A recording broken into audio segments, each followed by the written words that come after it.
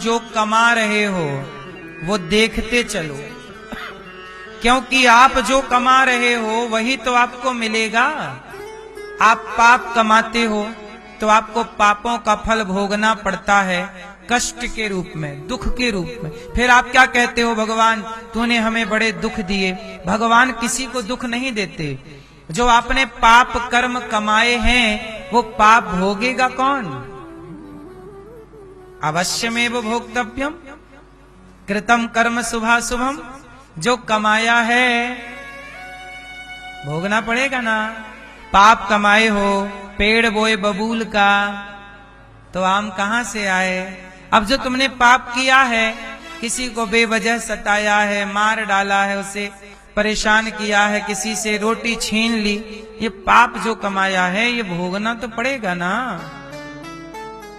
और जो आपने पुण्य किया है, किसी को भोजन कराया है, किसी को सहारा दिया है, किसी को खुशी दी, किसी को प्रसन्न किया, ये पुण्य भी आपको मिलेगा, सुख के रूप में मिलेगा। इसलिए कहता हूं मेरी मां, मन लगा के काम करो, पैसे कमाओ ईमानदारी से। आगे बढ़ना चाहिए, पर किसी को धक्के मार कर आगे नहीं बढ़ना चाहिए। कई लोग क्या होते हैं ना कि दौड़ होती है, दौड़, तो दौड़ में क्या होता है, बगल वाला दूसरे को पांव मार देता है तो वो गिर जाता है कि ये आगे जा रहा, पांव मार दो गिर जाएगा, फिर अपन जीत जाएंगे। तो दूसरे को गिरा कर, दूसरे को हराकर आप जीते तो क्या जीते, है ना। एक दौड़ थी बच्चों की, तो उस दौड़ में मैंने एक वीडियो देखी कि 2 बच्चे थे। बच्चे तो बहुत सारे दौड़े, पर 2 बच्चे सबसे आगे जा रहे थे जो कि टॉप पर थे। उन 2 में से कोई एक बच्चा जीतने वाला था। तभी क्या हुआ कि जो बच्चा जीतने वाला था उसका दौड़ते समय कि जूता उतर गया, और जूता उतर गया और वो परेशान हो गया। तो जो पीछे था अब वो आगे हो जाएगा, जब जूता उतर गया वो रुक गया तो वो आगे हो गया। तो उसने भी अपने को रोक लिया, किसका जूता उतर गया, वो वही पीछे वाला जूता लेके आया, कहा जल्दी से पहन, वो जल्दी से पहना के उसे आगे दौड़ा दिया। अब बताओ, बाद में वो जूता पहना करके उसे आगे दौड़ाया और वो स्वयं हार गया, लेकिन इस हार में जीत उसी की थी, क्योंकि उसने उसे जिताया। वो चाहता तो जब तक वो जूता पहन रहा था ये जीत जाता, रेस जीत जाता और पा लेता अपना मेडल इत्यादि, पर नहीं। किसी को हराकर जीतना कोई जीत नहीं है, किसी को हार कर भी जिता देना यही तो जीत है, ये पुण्य है। आप जीतिए, ईमानदारी से जीतिए। ये नहीं कि किसी को धक्के मार के आप जीत रहे हैं, चीटिंग करके जीत रहे हैं, ये नहीं। इसलिए हमारे यहाँ युद्ध भी हुए हैं, तो गीता में क्या है, धर्म क्षेत्रे कुरुक्षेत्रे। हमारे युद्धों में भी धर्म है। युद्ध में क्या है, धर्म। और जब कौरवों ने धर्म तोड़ दिया तो फिर भगवान कृष्ण बोले कि धर्म का सम्मान तुमने नहीं किया, क्योंकि अभिमन्यु को 1 से 1 योद्धा युद्ध करने का नियम था, पर अभिमन्यु से 7 महारथियों ने युद्ध किया। तो हुआ क्या कि जब धर्म तोड़ दिया कौरवों की सेना ने, कौरवों की ओर से, तब भगवान बोले कि अब हमें दोष ना देना। फिर बाद में वहां अधर्मियों को मारने के लिए अधर्म का भी सहारा लेना पड़ा, जबकि युद्ध धर्म युद्ध था।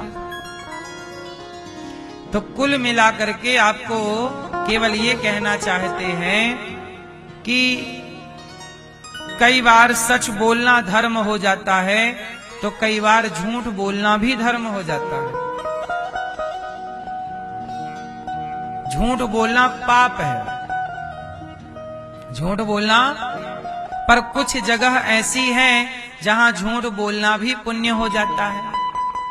लेकिन ये झूठ बोलना कहाँ पुण्य होगा, ये समझने के लिए, जानने के लिए आपको सत्संग करना पड़ेगा, धर्म की पुस्तकें पढ़नी पड़ेंगी, तब थोड़ा सा ज्ञान होगा। ऐसे आप कहीं भी झूठ नहीं बोल सकते, कहीं भी।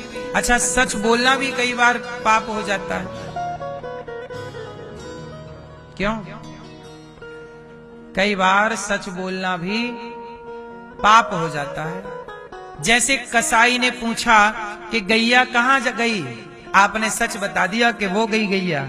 कसाई गया, गैया को पकड़ के मार डाला, तो आपका सच बोलना पाप हो गया, क्योंकि आपने कसाई को गाय का पता दे दिया।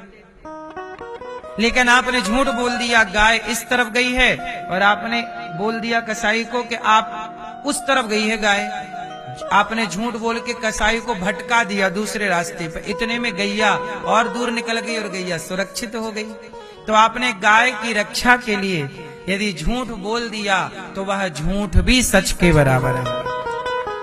और सच भी बोल दिया, और सच बोलने से गाय मर गई तो वो सच भी पुण्य ना देगा, वो पाप प्रकट कर देगा।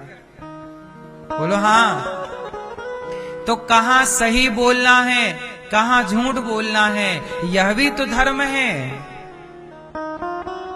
यदि बच्चों को धर्म सही सही पढ़ाया जाए तो व्यक्ति धर्मवान होगा, और जो व्यक्ति धर्मवान है आप उसी को भगवान का स्वरूप कह सकते हैं। जिसके अंदर धर्म है वही ना ईश्वर है।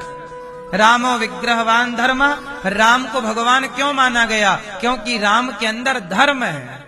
जिसके अंदर धर्म है वो महान होता है, वो भगवान होता है। और जिसके अंदर धर्म नहीं है, रावण के अंदर धर्म नहीं था तो रावण को दुनिया राक्षस बोलती है, राम को दुनिया भगवान बोलती है।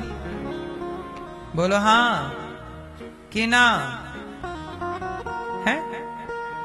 इसलिए धर्म को समझना इतना भी आसान नहीं है जितना हम सब लोग समझ रहे हैं।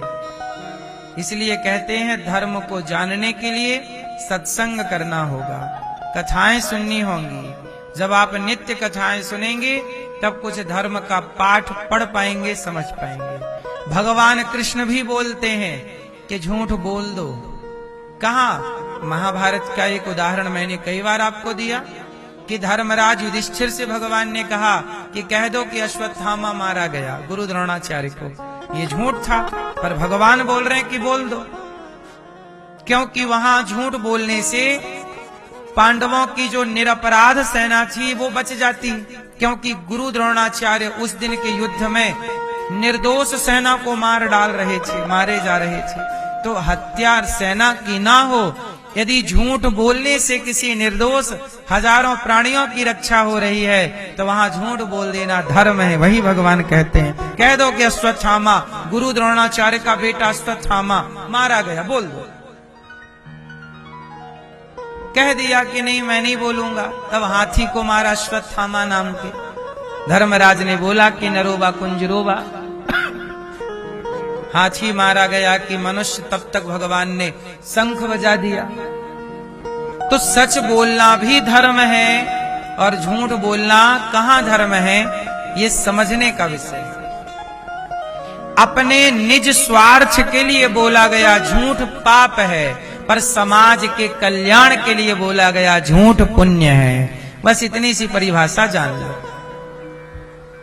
यदि आपने अपने पर्सनल स्वार्थ के लिए झूठ का आश्रय लिया तब तो पाप है ना? परमार्थ के लिए आपने झूठ बोला वह पुण्य है। स्त्रीसु नर्म विवाहे च वृत्यर्थे प्राण संकटे। शुक्राचार्य जी कहते हैं कि यदि स्वयं के धन की भी रक्षा हो रही है झूठ बोलने से, ये शुक्राचार्य जी की नीति है, तो वहां झूठ बोल देना चाहिए। इसलिए धर्म क्या है, अधर्म क्या है, आजकल बच्चों को स्कूलों में ये जरूर पढ़ाना चाहिए अधर्म क्या है। अब जैसे शराब पीना धर्म है कि अधर्म? बोलो। गांजा पीना धर्म है कि अधर्म? धोखा देना धर्म है कि अधर्म? ये बच्चों को काश पढ़ाई, पहले यही तो पढ़ाते थे कि क्या धर्म है और क्या धर्म नहीं है। यदि इतना पढ़ा दिया तो आपका बच्चा शराब क्यों पिएगा? पराई स्त्री को देखना धर्म है कि अधर्म है? अब ये पढ़ाओ, यदि पढ़ा दिया तो बच्चों का जीवन धर्ममय होगा। फिर आप कहते हैं कि हमारे बच्चे बिगड़ गए। क्यों बिगड़ गए? क्योंकि बच्चों को धर्म का पाठ पढ़ाया ही नहीं। जो धर्म का पाठ नहीं पढ़ेगा वो बिगड़ ही जाएगा। सुधरेगा वही जो धर्म का पाठ पढ़ना जरूरी है। आज दुनिया में धर्म कहां पढ़ाई हो रही है? पढ़ाई कितने तरह की होती है? कितने तरह की होती है पढ़ाई? क्यों? पढ़ाई कितने तरह की होती है? तो सुनो, पढ़ाई 4 तरह की होती है। पहली पढ़ाई धर्म की। धर्म क्या है, अधर्म क्या है? अपनी बहन को देखना, अपनी बहन को देखना धर्म है। और पराई लड़की बहन बेटी को देखना वो भी धर्म है। पर कैसे देखना? जैसे अपनी बहन को देखते हो वैसी देखो, जैसे अपनी बेटी को देखते हो वैसी दूसरे की बेटी को देखो तो धर्म है। और अपनी को बेटी के रूप में देख रहे हो, अपनी को बहन के रूप में देख रहे हो और दूसरी बहन बेटी को गलत नियत से देख रहे हो तो ये अधर्म है। और याद रखिएगा, सारी धरती धर्म से चल रही है। जैसे भारत संविधान से चलता है तो संविधान से केवल व्यवस्थाएं चलती हैं, बाकी पूरा सिस्टम ईश्वर के संविधान से चलता है। ईश्वर का संविधान है धर्म। ईश्वर का संविधान क्या है? जोर से, धर्म। क्या है? धर्म। अब ईश्वर का संविधान कैसा है? आओ मैं इसका उदाहरण देकर आपको समझाता हूं। सुनो, बताओ, जिस नजर से आप अपने पिता को देखते हैं, पहले सवाल मैया से फिर पुरुषों से। मैयाएं, मेरी मां, आपसे पहला सवाल, जिस नजर से आप अपने पति को देखती हो, क्या उसी नजर से पिता को देखती हो? पति और पिता दोनों को देखने का नजरिया एक है कि अलग अलग है? जोर से, अलग अलग है। ये अलग अलग नजरिया किसने किया? जिस नजरिए से आप अपने पिता को देखती हो, जिस नजरिए से आप अपने पति को देखती हो, क्या उसी दृष्टिकोण से पिता को देख सकती हो? नहीं। किसने रोका है? धर्म ने। यही धर्म है। धर्म रोकता है कि ये पिता है तो इसके साथ क्या व्यवहार करें, ये पति है तो क्या व्यवहार करें, ये पुत्र है तो क्या व्यवहार करें। व्यवहार सबके साथ एक सा नहीं हो सकता। यदि हो गया तो अधर्म हो जाएगा। यही बात पुरुषों पे है। आप अपनी पत्नी को जिस नजरिए से देखते हैं, क्या उसी नजर से अपनी मां को देखते हैं? दोनों को देखने का नजरिया किसने अलग अलग किया? किसने बोला आपको कि अलग देखो? धर्म ने। ये लोग कहते ना, मैं धर्म को नहीं मानता। जो धर्म को नहीं मानेगा वो इंसान रहेगा ही नहीं, जानवर हो जाएगा। आपको इंसान बना के जिसने रखा है वही धर्म है। धर्म आपका मर जाएगा तो आप इंसान ना रहोगे। कुत्तों के अंदर धर्म नहीं होता। कुत्तों के अंदर नहीं होता। कैसे? जिस कुत्ता जिस मां से पैदा होता है ना, वही कुत्ता जवान होके अपनी मां के साथ संबंध बनाने लग जाता है। बकरा जिस बकरी से पैदा होता है, जवान होके उसी बकरी से संबंध बना लेता है। भैंसा जिस मां से पैदा हुआ उसी। क्यों? क्योंकि इन जानवरों में धर्म, हाँ, इसलिए वो जानवर हैं। इसलिए 84 लाख योनियों में किसी के पास धर्म नहीं है। भगवान ने केवल धर्म की संपत्ति मनुष्य को दे रखी है। इसलिए आप धर्म से चलो। आपसे उम्मीदें हैं और कुत्ते से क्या उम्मीद करेंगे कि वो धर्म से चलेगा। लेकिन आज का इंसान कहता कि जी मैं धर्म को नहीं मानता। तो नहीं मानता तो तुम जानवर ही तो हो रहे हो। धर्महीन व्यक्ति पशु के समान है। धर्महीन व्यक्ति किसके समान है? बोलो मेरी मां। हाँ, पति को भगवान मान के पूजा करना ये मनुष्यों में ही है। और क्या बकरी अपने बकरे को पूजा कर रही है? तुम हमारे पति हो, आओ पूजा करें। नहीं, इन पशुओं में धर्म नहीं है। लेकिन एक बात और बताएं, पशुओं में भी एक अलग तरीके का धर्म है। कौन सा धर्म है पशुओं में? चलो बताओ, बोलो। पशुओं में ये वाला धर्म नहीं है, लेकिन एक तरह का धर्म है। कौन सा धर्म है पशुओं में, ये बताओ। हाँ, पशु अपने बच्चों के प्रति ईमानदार होते हैं। बोलो हाँ। जंगल में आप देखिए, बच्चे के लिए जानवरों की माएं शेर से लड़ जाती हैं। किससे लड़ जाती हैं? हाँ, जो गैया बड़ी सीधी थी, जब उसका बच्चा हुआ, बछिया बछड़ा, तो फिर वो किसी को पास नहीं आने देती, सबको सींग ऐसे ऐसे करती रहती है। मानो उसे लगता है कि हमारे बच्चे को नुकसान पहुंचाएगा, इसलिए वो दूर भगाती रहती है। लेकिन जो ग्वाला होता है, जो सेवा करने वाला, उसको आने देती है, नए व्यक्ति को नहीं आने देती। मतलब अपने बच्चे के प्रति वो भी धर्म निभा रही है। दूध पीते समय चाटेगी, प्यार करेगी, पुचकारेगी। कुत्तों को भी देखना, जो कुत्ती होती है ना, वो बाजार में खाती है। कुत्ती बाजार में जो मिल जाए खाती है, और जहां उसने अपने पिल्ले जन्म दिए होते हैं ना, वहां जाके उल्टी कर देती है। तो उसका जो इकट्ठा किया था वो उसके बच्चे खा लेते हैं, क्योंकि वो उसके पास बैग नहीं है ना, झोला नहीं है ना, तो वो झोले में अपने बच्चे को खाना नहीं दे सकती, इसलिए वो अंदर भर लेती है और ले जाके उल्टी कर। देखा कभी ये सबके नहीं? देखो, वो कुत्ती भी एक माँ है ना, उसके बच्चे हैं, जहां होते हैं वही चली जाती है, लेट जाती है और जाके उसके बच्चे दूध पी लेते हैं। तो वो अपने बच्चों के प्रति धर्म वो भी निभा रही है, दूध पिलाने का, पेट भरने का। और ये चिड़िया भी करती है। चिड़िया के बच्चे घोंसले में हैं, तो वो चै चै चै चै करते रहते हैं, जाके उनकी चोंच के अंदर दाना डालती है। वो कीड़े मकोड़े ले आती है और उनके अंदर, और उसके दो बच्चे होते हैं, तो आधा इसको डालती है, आधा उसको डालती है।